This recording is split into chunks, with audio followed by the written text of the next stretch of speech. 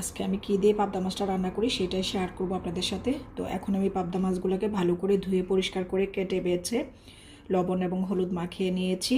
এই পাশে ফ্রাইং প্যানের মধ্যে আমি অলিভ অয়েল তেল গরম করে নিয়েছি। এখন মাছগুলোকে ভেজে নেব।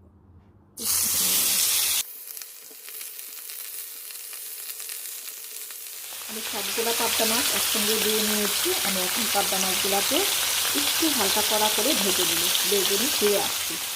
আর এখানে আমার লাল সরিষা এবং হলুদ সরিষা দুইটা সরিষায় আছে। আর এগুলো যেহেতু আগে থেকে আমি ধুয়ে পরিষ্কার করে শুকিয়ে রেখেছিলাম সামারে, তো এখান থেকে আমি 1 চায়ের চামচ লাল সরিষা আর 2 চায়ের চামচ হলুদ সরিষা নিয়ে নিলাম। এখন এটা আমি গরম পানিতে ভিজিয়ে রাখবো। তারপরে একটা কাঁচামরিচ আর লবণ দিয়ে এটাকে ব্লেন্ডার করে নেব।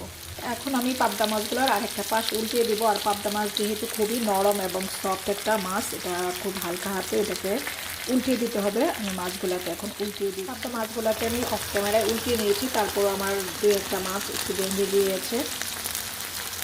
এখন মাছগুলো আর একটু ভেজে আমি নামিয়ে নিয়ে শেয়ার করছি কীভাবে রান্না করি। আমার আজকের এই পাবদা মাছের ভুনার মধ্যে যে জিনিসটা ইউজ করব সেটা এখন আমি দিয়ে দিয়েছি। এর ফুল রেসিপি ইনশাল্লাহ আমি আপনাদের সাথে সুন শেয়ার করব।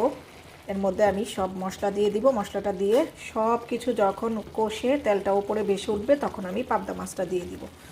তো রান্নার শেষে সব কিছু হয়ে গেল আমার পাবদা মাছের ভুনা। আজকের এই পাবদা মাছের ভুনাটা আমি কী দিয়ে করছি সেটা ইনশাল্লাহ আমি ভেরি সুন শেয়ার করব। আর এটা খেতে খুবই টেস্টি হয়। গরম গরম ভাত আর একটু লেবুর সঙ্গে এই পাবদা মাছের কারিটা হলে আর কিছুই লাগে না। তো ঠিক আছে, এই ছিল আজকের একটা শর্ট। আল্লাহ।